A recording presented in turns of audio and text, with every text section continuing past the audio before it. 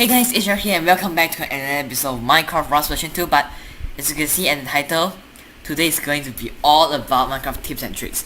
The reason I made this tips and trick video is because a lot of you guys I'm not saying that a lot of you guys want me to make this video, but I'm just seeing quite a lot of amateurs in this server. But anyways, well, here, what is first question? What is Minecraft Rust version 2? Okay, so Minecraft Rust version 2 is a second version of Minecraft Rust, which is a combination of DayZ and Minecraft. You can fight zombies, build bases, and shoot other players. It's currently in beta because there actually some boss haven't come out yet.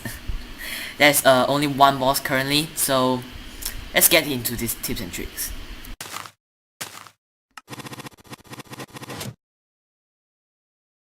First, here are some tips for people who just started playing Minecraft Rust version 2. Here's the basics. Everyone log in with 90 minutes of protection. You can do /protection to check how many time you have left. Do /protection disable to disable your protection. When your protection is on, you cannot harm anyone. If you are killed by a player when you have protection on, you won't lose anything. However, if you die to something that is not the player, you will lose your inventory, but not your hotbar and also your armor. If you got hit by a player and fell to your death, you won't lose anything. And if you are wondering, yes, you can use grenades and hurt people. You can do /kit tools to give you basic starting items. A workbench, 5 cooked beef, some tools and weapons, and 2 bandages.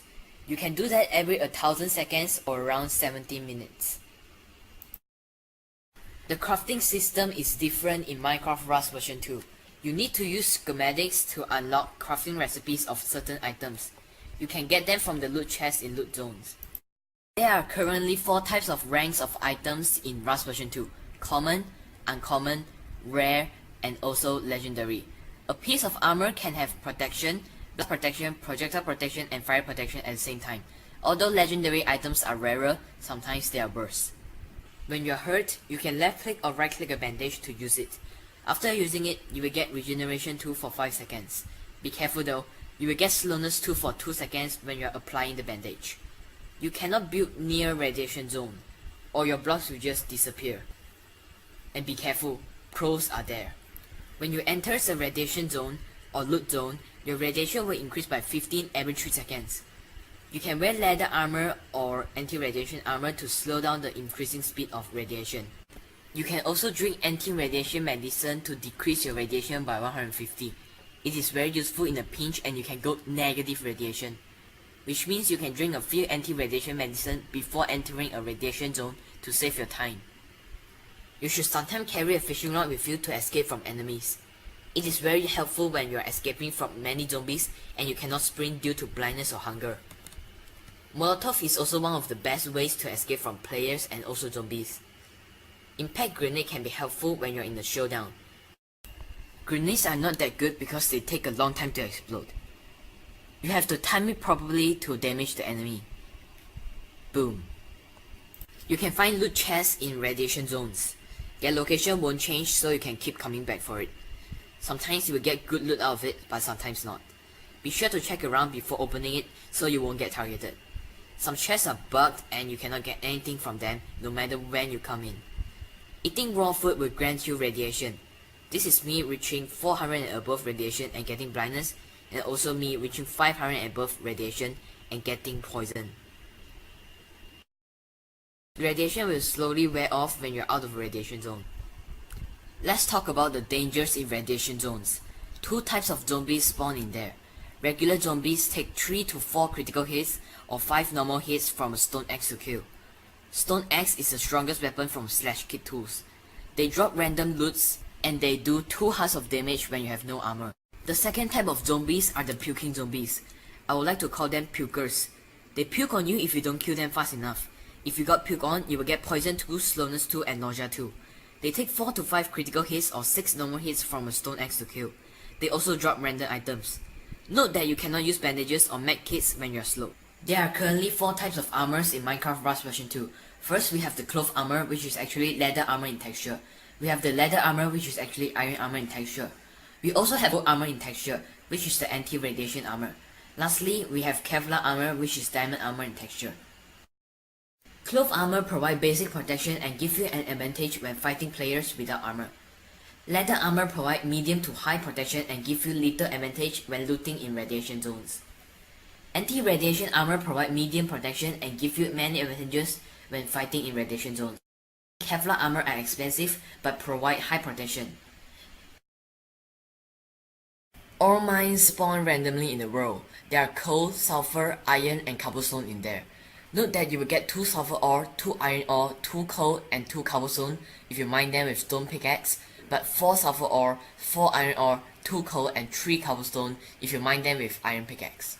So you will get more loot from iron pickaxe, but be careful, iron pickaxes are expensive. Remember that 1 iron ore can smelt into 2 iron ingots. Also note that 1 sulfur ore can smelt into 4 sulfur.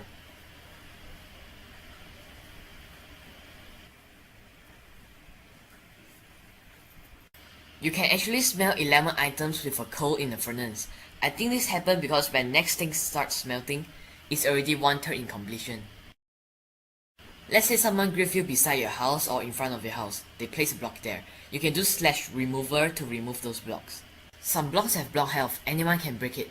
Breaking it will decrease its block health by 50. If you place a block that have block health, you only need to break it once. Ladders, chests and furnaces are examples of blocks with block health. You can share a respawn point with your friend by breaking the bed and putting it at the exact same spot. You can find log mines around the world. They spawn in randomly. You can get 7 logs if you use a stone axe or a stone pickaxe, but 10 logs if you use an iron axe.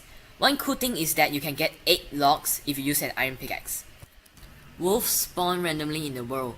They have 10 hearts and they deal 2.5 hearts of damage if you have no armor. Killing them will give you animal fats, clothes, and also raw beefs. Pigs also spawn randomly in the world. You can kill them for animal fat, leather, and raw pork chop. You can sometimes find bears in the map. They drop clothes, leathers, animal fats, and also raw beefs. They deal 5 hearts of damage if you have no armor, and they have 25 hearts. Chickens are weak and they can be one-shot. They drop animal fats, feathers, and also raw chickens. There's a new boss after a reset. It's called the Ender Lord. With the reset, there's a new explosive. It is called Smoke Grenade. Now, here is the intermediate. This is for people who just started playing or they play for a week. You can put blocks on top of your chest or use trapdoors to protect it. If you broke a reinforced block, you cannot get it back.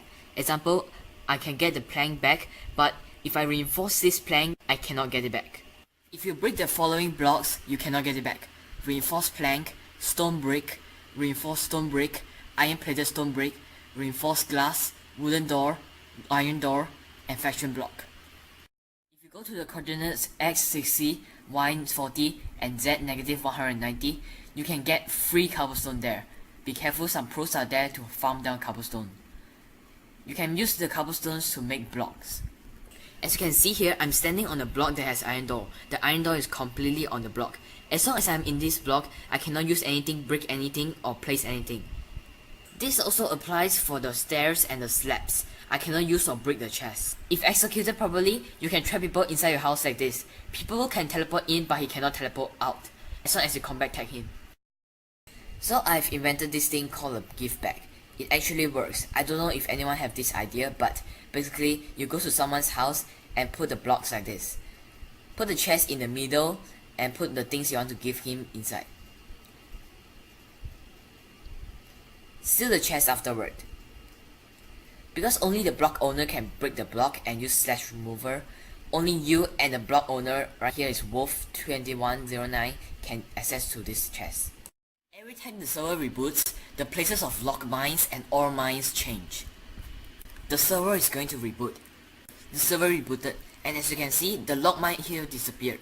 And in exchange, the log mine over there appeared. The terrain doesn't change after reboot. Bandits are extremely strong and they drop random loots. Don't even consider fighting them without protection 4 leather armor. Right here I have protection 4 leather armor. I cannot imagine how strong Underlord will be after fighting this bandit. There are also bandit zones, so don't even consider fighting without Kevlar armors. After a reset, you should immediately head to the Cobblestone Lake for blocks to build the base. After that, you should focus on getting leather, clothes, and wood to make wooden door, chests, and also bed. Here are some tips for you when you are building a house. Don't start building unless you have enough blocks. Most people might log out in there, and when you have items inside, they will steal it. Your blocks will purge if you are not online for over 5 days.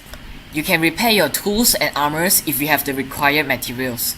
Ranks of guns are a bit different from tools. That means every common M16 are the same and every rare M16 are the same. Here is the advanced part. I don't think people can understand this unless they play for quite long, and I don't think I can help much people. If you go to the coordinates x -100, z 600, you can find the portal to fight the Enderlord. There are some zombies there, but they are much easier to kill compared to the Enderlord.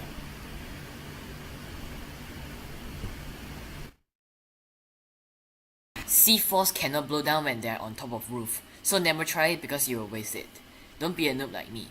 It also deals large amount of explosive damage to nearby players. If you throw down a helicopter flare, a supply drop flare, or a car drop flare, they'll have an animation like this, and if you walk into them, you will get burned. Note that smoke grenade doesn't have this effect. Supply drop flare will drop a supply drop crate with valuable items after around 90 seconds. Cars and helicopters can be damaged. There was a bug that when you enter a car, you cannot get out no matter what you do. You will soon be kicked. Here is a small showcase of the Enderlord. It two-shot me even though I have armor equivalent to a full set of cloth armor. Here is a clip of a video from Renzcabo. I'll put the video link down in the description, where he uses one C4 and blew down a small hole. He decided to use another C4 to get in the base.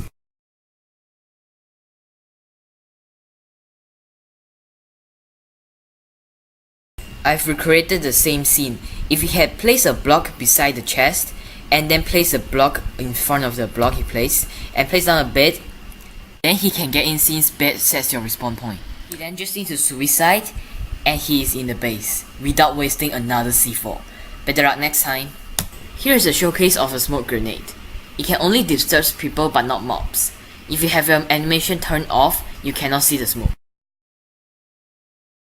Anyway guys, I hope you guys enjoyed this episode of Minecraft Rust version 2 tips and tricks, and if you guys did, be sure to hit that like button down below and subscribe for more future contents. Also, be sure to share it to your friends because they might need it when they are playing Rust version 2. If you haven't played Rust version 2 yet, the server IP is down in the description, and or just right here if you can see the small words, mybuilders.me.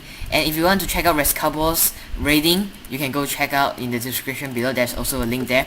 I actually didn't include things about Rust faction this time, but you can go to this link, which is also down in the description, and you can check more about the Rust factions. Yep.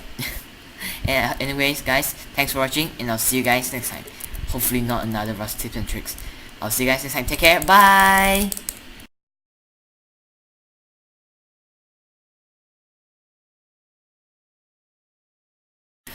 I'm not doing Rust version 2 tips and tricks again.